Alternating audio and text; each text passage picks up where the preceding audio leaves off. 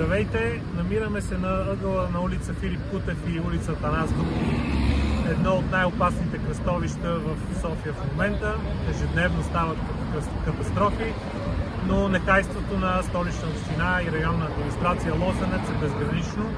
Да ни обръщат внимание на подадените сигнали. Въпрос на време е да стане някоя трагедия и тогава и с оставките няма да минат.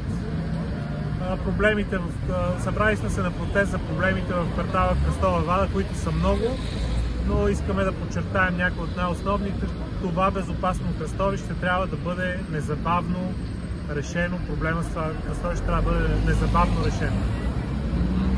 Аз като жител на квартал Кръстова вада също повече от 10 години страдам от липса на тротоари, липса на каквато и да е инфраструктура, изходи към основните пътни артерии тук в квартала извън него.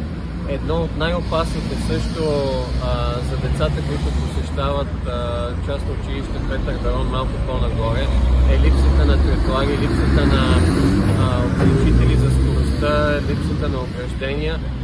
В квартала минават изключително много тежкотоварни машини поради ускореното строителство и всеки ден може да стане инцидент.